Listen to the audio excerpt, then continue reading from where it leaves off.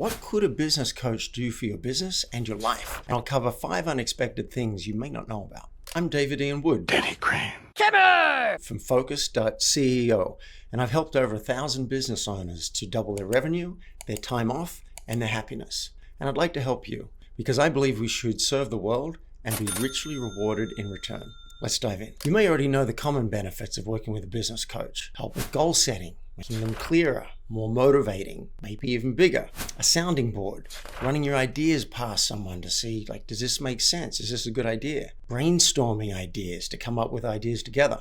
Accountability, someone to hold you accountable to what you say you're going to do. Just knowing that you're going to be talking to your coach next week often has a huge impact on what you do during the week. Advice or consulting. Pure coaching is asking questions so that you get your own answers.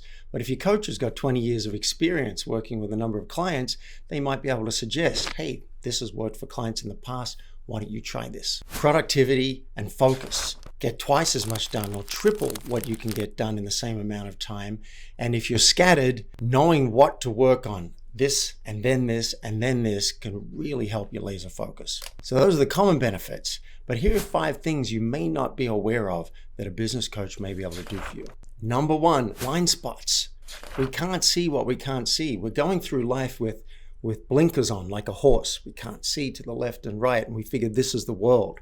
It could be something just out here. I also like the expression, you can't read the label from inside the jar. And here's a silly example from my last week. I've got this ring light that I've been trying to work out how to balance it so I can stand up and light this back screen, and it just kept on tipping over. It took 10 minutes for me to realize, wait a minute, if I flip it on the side, it's not going to tip over. That was silly, but my brilliant brain did not see it. Sometimes that's the way it works with coaching. Life coaching. Did you know that some business coaches also handle life? Not all of them, but if they're trained in both, they might be able to help you with your health and wellness goals. Maybe you got insomnia or you're managing stress and overwhelm. What about your relationships with your partner? Finding a relationship, your communication with your kids. Sometimes your business coach will work with you on purpose and meaning, maybe even legacy, and possibly a bucket list. Leadership skills and development. Many of my clients are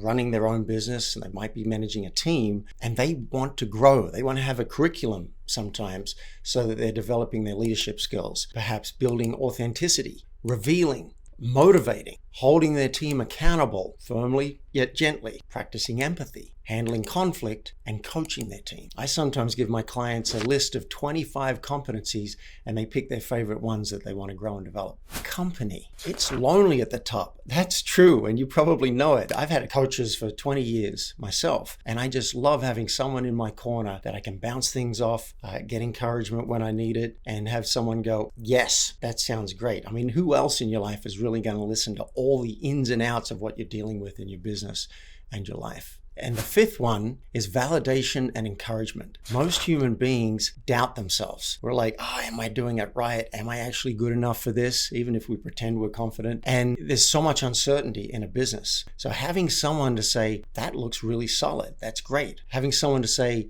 well done on that. And one trap that a lot of my clients fall into is being hard on themselves. It's a default. We just kind of grow up with it. And so they're constantly focused on the next mountain to climb. This is what I got to do. This is what I got to do.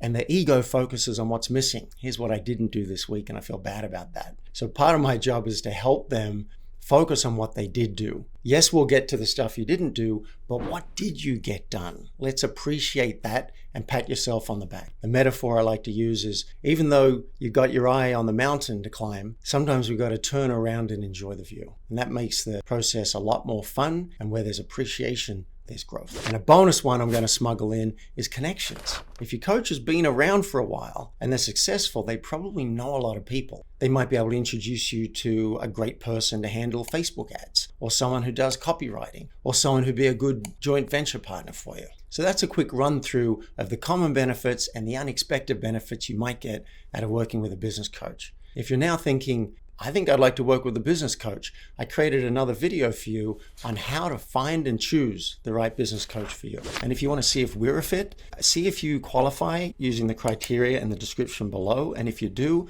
you're very welcome to apply for a 15-minute no obligation call with me, and we'll see if we're a fit. But Know up front that it will cost you 10 minutes of your time to answer some probing questions about what you care about and what's getting in the way. Use the link below to apply for a session and mention that I sent you from this video. Go forth and serve the world, love your life, and be richly rewarded in return.